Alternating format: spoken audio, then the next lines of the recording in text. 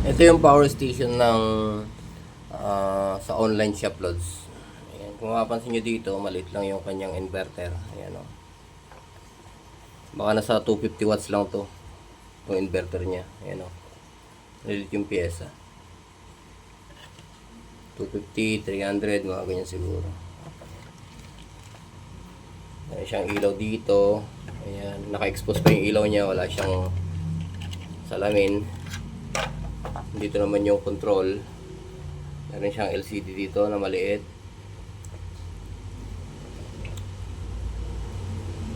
12 volts input. Okay, sa output naman ay meron siyang 12 volts output, 3 amps, tapos meron siyang 5 volts para sa charging. Okay, 2.4. Meron din siyang type C output. Ayan o. Meron din siyang socket para sa cigarette lighter. Ayan o. 12 volts to 24 volts. Bali 2 days lang daw o wala pa ata na nagamit. Bumigay na. Pero chinek ko naman dito, sinubukan ko nag-supply ng ibang battery dito. Ay umandar itong buong unit na to. Umandar naman siya. Kaya ang naging problema lang na check natin o na-diagnose natin ay yung kanyang battery. Ayan.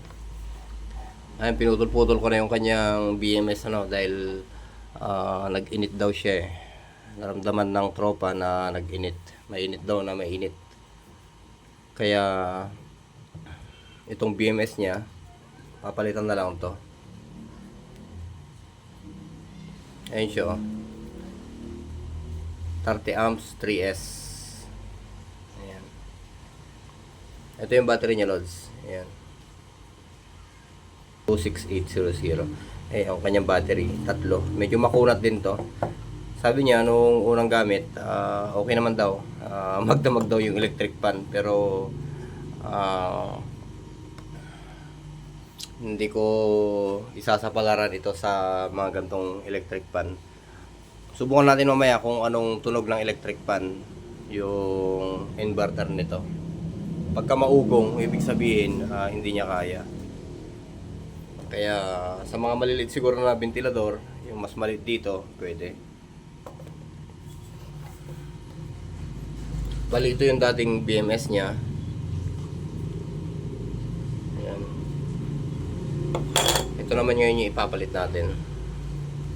3S 40 ampere din siya. O mas mataas pa siya ng 10. Ayan. May kasama na rin balancer to. Ayan o. Hininang-hinang na natin to para madaling kumapit yung mga wires mamaya. Ayan.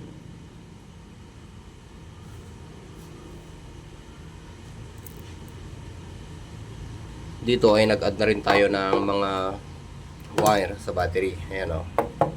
Ayan. Kasi hindi na natin gagalawin to eh. Ayan.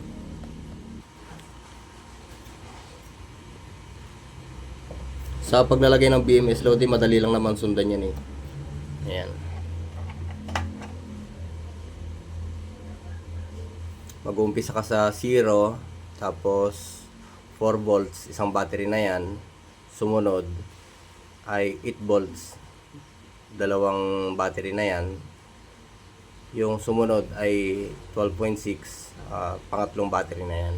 Kasi hindi naman permis na 3 volts lang itong battery na to. Kung minsan nagiging 3.7, nagiging 4.2. Ayan. Okay. Dahil sa nag-overheat yung kanyang BMS na dati o nag-short, ayan, tulakan na rin natin yung mga fuse nito.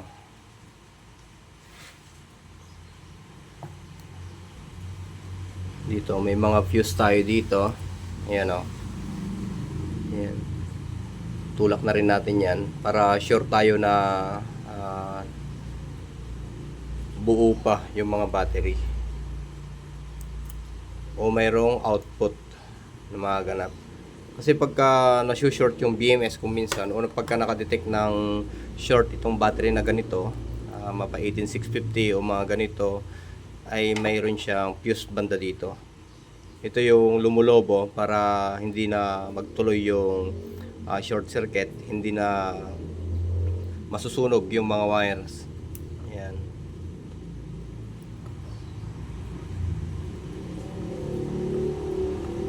Dito yung fuse niya. Ayan.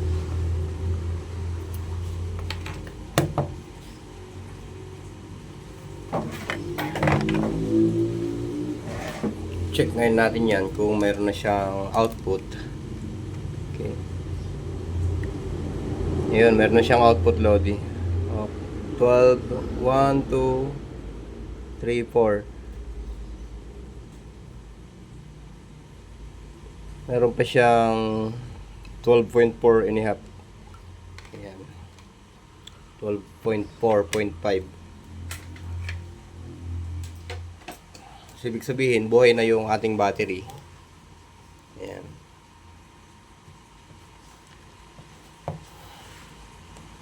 Ang gagawin na lang natin ay yung BMS, ikakabit natin para sa siya yung magmamanage ng bawat battery. Ayan. Kasi hindi pwede kasi yung dati nating ginagawa nung hindi pa uso yung mga BMS na yan. Yung mga battery, o ibig kong sabihin, madalang pang mabili o mahirap pang bumili ng mga BMS. Yung ginagawa kasi ng araw, isa, dalawa, tatlo, pinagsisiris yan, tapos dito china-charge. Ayan. Hindi pwede kasi yon kasi nga yung charging ay paikot-ikot lang na ganun. Hindi nakukuha talaga yung charging ng bawat battery cell. Kaya laking pasalamat natin sa BMS. Ayan. Siya yung kumukontrol bawat battery. Kung halimbawa ay itong hirila na to, para dito sa kabila, itong kabilang hirila naman ay dito. Ayan. Kung halimbawa ma-full charge na yung isang battery at hindi pa gaano napupuno yung mga ibang battery, hihinto na yung pag-charge dito sa kabila at yung isang battery naman yung asikasuhin ng BMS para mapuno kahit din dito. Ibig kong sabihin, binabalance niya. Kaya nga itong BMS na to, salamat din tayo at meron siyang balancer. Siya yung nagbabalance ng bawat karga ng battery. Ayan. Subukan nating ikabit to, Lodi.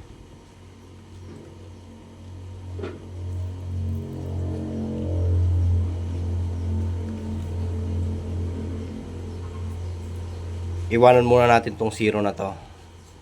Okay, yung 0 ay nandito na, which is yung ground. Ngayon, hanapin natin yung 4.2. Dito siya. Ito yon, 0, 4.2, which is yung positive. Ito siya. Dito natin ikakabit yan. Ayan sa load, oh. Ayan. Ito yung ground natin o negative. Dito naman yung 4.2 niya. Ayan. Ito yun, yung wire na to.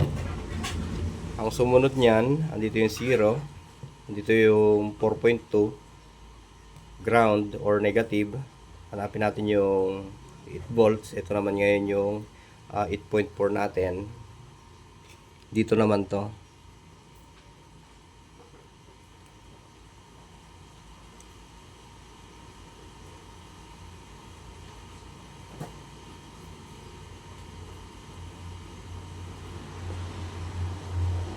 Okay. Dahil sa 3S lang to, Lodi, itong BMS nya, tatlong wires lang din yung ikakabit natin dito. Ngayon, pagkakabit natin ng 8.4, ang sumunod dyan, ito yung negative uli. Andito naman na yung positive. Bale, andito yung ating 12.6. So, mapansin nyo dito, nag-add lang ako ng wire. Ayan, para kunwari malakas lang din. Ayan. Okay. Ginang natin dito. Ayan. Lagay natin to dito. Yung ating 12.6. Ayan. Sunod natin dito. Ayan. Wala namang problema, Lodi, kahit isang wire lang ikabit nyo dyan. Dito. Ako, tinatlo ko lang eh. Kasi rekta naman na tayo sa positive. Ayan, oh. Yan yung positive niya. Rekta naman na yan. Walang problema. Kahit isang wire lang.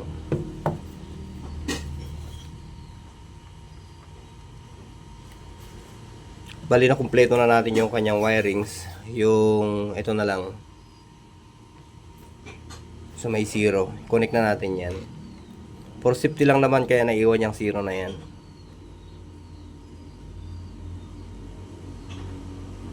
Para just in case na magdikit ay hindi masira yung ating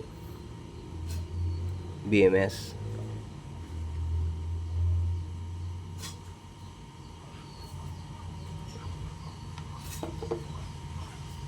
Yun.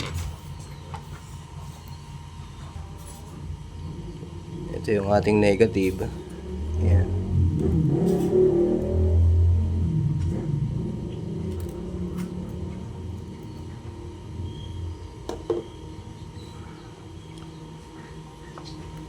I-test natin kung may output na tayo dyan na malinis.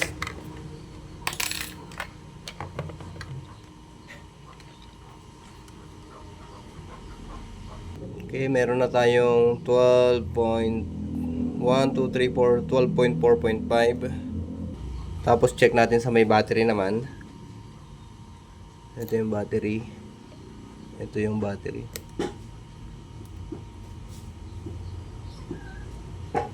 12, 1, 2, 3, 4, 12.4.5. Okay na siya, lods. Active na yung battery ulit. Kasi kung sira yung BMS, walang output yan, mapaparalyze yung negative. Ayan. Yung negative ang mawawala pagka nasira to.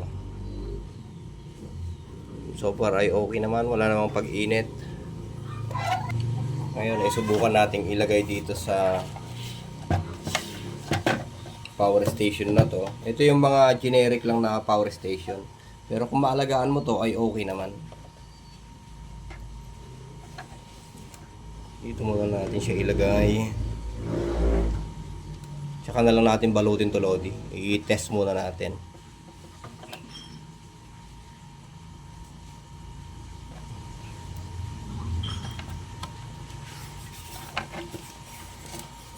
Dito yung negative niya. Ayan, may level naman dito. Ito naman yung positive.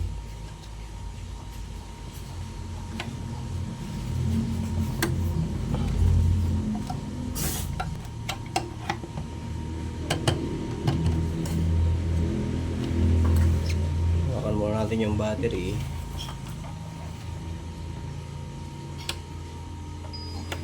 Yun. 12.1 dito sa indicator niya. Dito. Pero sa tester ay meron tayong 12.4.5. Ayan. Ito yung kanyang flashlight. Naka-expose siya. Wala man lang siyang cover. Wala man lang siyang acrylic. Ayan, umilaw yung kanyang flashlight. Oh. Ayan. Isang pindot. Tapos dito naman sa kanyang output, ayan. Ayan. Nag-indicate siya dito, DC, USB. Ayan. Pagka in-on mo yung inverter niya, ayan. Subukan nga nating isaksak, lods. Saksakan natin ng electric fan dito. May electric fan tayo dito eh. Yan o.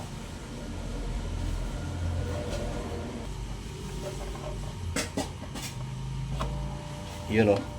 Mandar yung electric fan, loads. 11.7. Siguro ay lowbat na rin yung battery. Kailangan din sigurong i-charge yan. Yung battery niya. Yan o. 11.7 na lang. 11. Yan, tama. 7. Pero kung marinig nyo dito sa electric fan ay maugong yung makina niya. Ayan.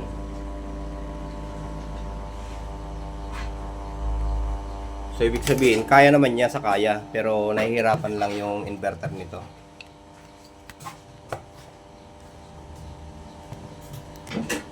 Umuugong pa rin siya eh.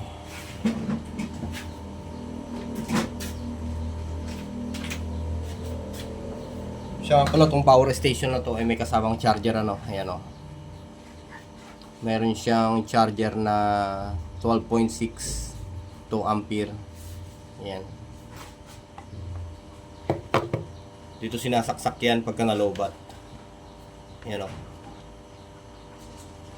Ayan. Mayroong naka-drawing dyan na solar. Siguro mga yung 30 watts na solar.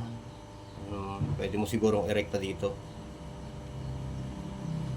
Hindi ko sure kung pasok yung standard na solar dyan na 19 point something yung output niya dito. Wala namang kasamang solar daw to eh. Ito lang daw. Yan, tinanggal na natin yung ventilador. Kumandar naman ng ilang minuto ata yung ventilador. Kaya naman yan, Lods. Kaya lang maingay lang talaga sa ventilador. Yung makina ng ventilador ay maingay. Pero kung pang ilaw-ilaw mo to sa bahay, pang charge sa mga cellphone, ay pasok na rin to. Sabi naman ni Tropa ay nagamit niya yung ventilador daw. Kaya malakas nga yan eh, magdamag. Kaya nga lang, ilang araw pa lang, o kinabukasan siguro daw, ay bumigay na daw. Nilagay daw niya sa likod ng sasakyan para gagamitin sana kasi may lakad sila. Pero nung kinuha niya daw to, hinawakan niya ay sobrang init na. Ayan. Tapos chinek natin to ay may shorted. Tapos yung mga battery ay umangat, nag-protect yung battery sa dalawa, tatlo. Dalawa ata yung nag-protect. Pero dinikitan naman na natin yan. Ibig kong sabihin, tinulakan na natin para mag-contact uli yung fuse niya. Pero dinouble check pa rin natin. Nagtulak pa rin tayo dito.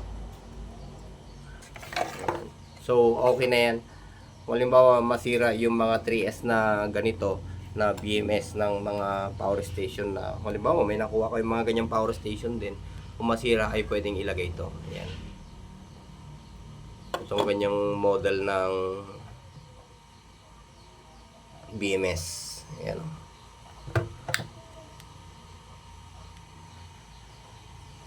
Okay. So hanggang dito muna, Lods, para dito sa power station na to. Ayan o. Makasindi pa pala. Ayan.